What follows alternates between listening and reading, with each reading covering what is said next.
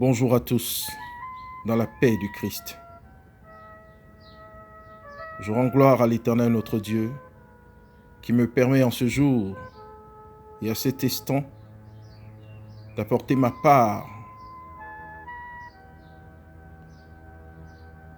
à la construction de son royaume sur terre et pour le salut des âmes. Bien-aimés en Christ, soyez bénis dans le nom puissant de Jésus-Christ. Aujourd'hui, nous allons parler des animaux purs et impurs. Bien-aimés frères et sœurs en Christ, sachez que l'Éternel notre Dieu, dans sa sainte miséricorde, a créé les animaux comme les arbres fruitiers pour que nous ne manquions de rien. Cependant, le même Seigneur Dieu, créateur de toutes choses, dans Lévitique, chapitre 11, du premier verset, jusqu'au verset 39, nous parle des animaux purs et impurs. L'Éternel notre Dieu nous interdit de consommer certains animaux, tout simplement parce que ces animaux sont quelquefois utilisés par des personnes malveillantes, à des sacrifices, à des rituels maléfiques. Et beaucoup d'entre eux sont remplis de mauvais esprits.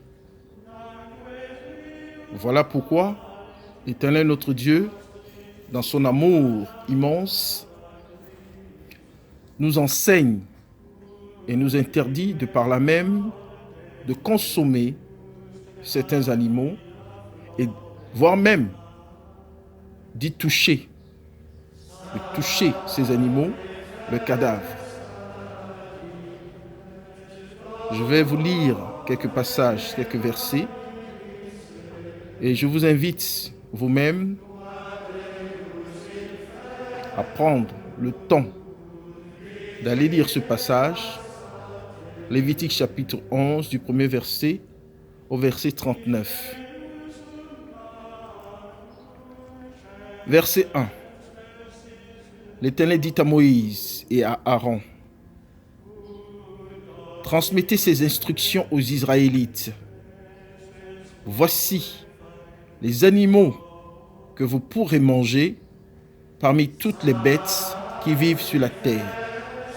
Vous pourrez manger de tout animal qui a le sabot fendu ou le pied fourchu et qui rumine. En revanche, vous ne mangerez aucun de ceux qui ruminent seulement ou qui ont seulement le sabot fendu.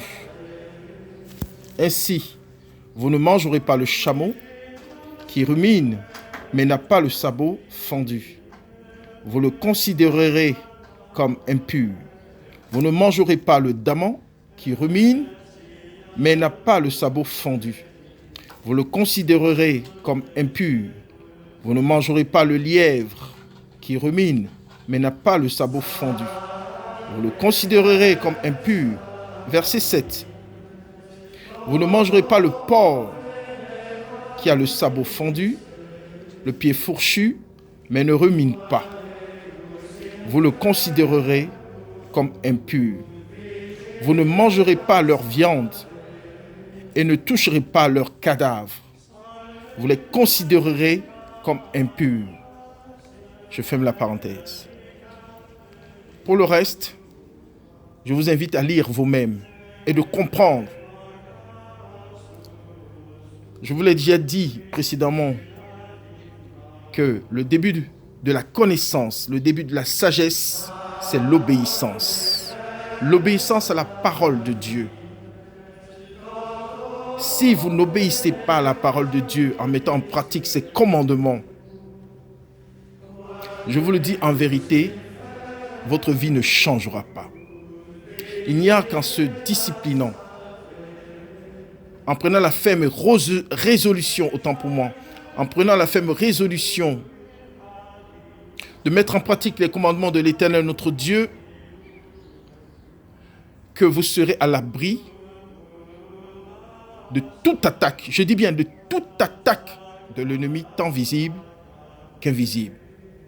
Vous serez sous la protection divine du lever au coucher, parce que vous mettez en pratique les commandements de l'Éternel notre Dieu. Vous les observez et vous les mettez en pratique. Lorsque Dieu dit « Ne mangez pas de porc, ne touchez pas à son cadavre », n'est-ce pas lui qui les a créés? Pourtant, le même Dieu nous interdit de manger ces animaux, de les consommer. Pourquoi, à votre avis? Parce que Dieu nous aime et qui sait ce qui est bien pour nous et qui ne l'est pas. Le corps est un temple. Le corps est ce temple précieux qui doit être sanctifié pour que le Saint-Esprit y habite.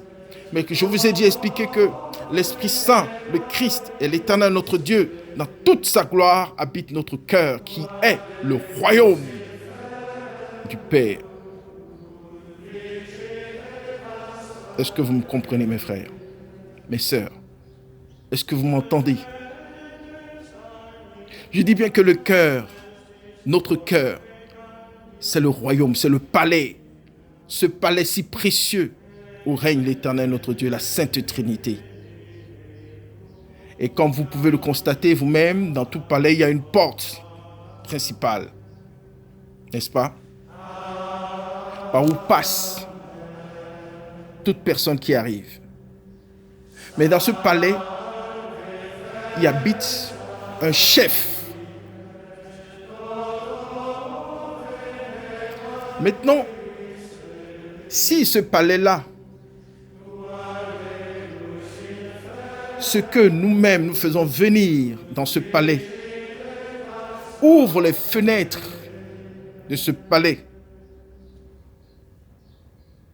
que se passera-t-il à votre avis?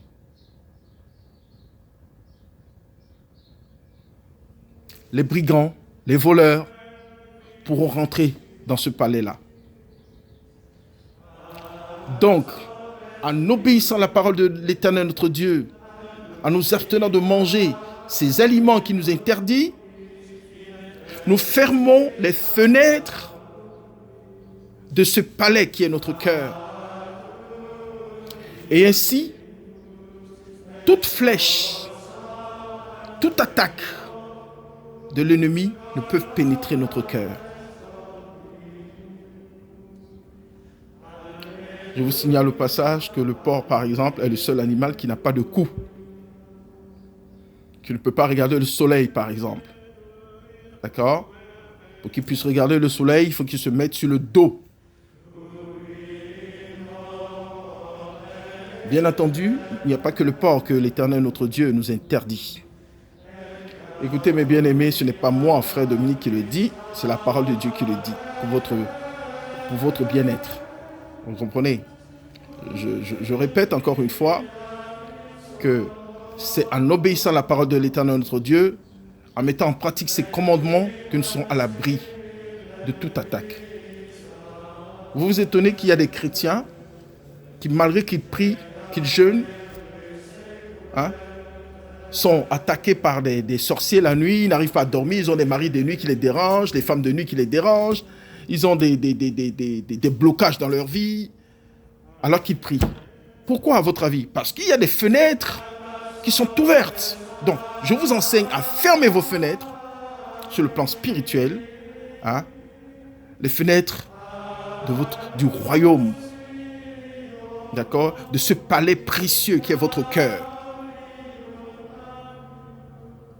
Ok? Alors, bien-aimés en Christ, prenez le temps vous-même de lire ce passage-là, de lire ce chapitre du Lévitique le chapitre 11, du premier verset jusqu'au 39. Vous pouvez même le terminer, parce que ça continue, jusqu'au verset 47. Ok? Bon. Vous pouvez, en ce moment, vous en imprégner vous-même et comprendre ce que le Seigneur nous enseigne, afin de préserver votre cœur, qui est un lieu précieux, où tous les esprits de ce monde, je dis bien, tous les esprits de ce monde, bienveillants ou malveillants, veulent prendre en possession. D'accord? Si l'Éternel Dieu ne règne pas dans votre cœur avec le Christ et l'Esprit Saint, celui qui y régnera, vous-même vous le savez. Et quand il règne, il ne règne pas seul. Parce qu'un roi règne avec quoi? Avec son armée, avec toute sa cour. Est-ce que vous me suivez? Donc le cœur de l'homme avec grand H est précieux. D'accord? Soyez bénis abondamment dans le nom puissant de Jésus-Christ de Nazareth. À bientôt.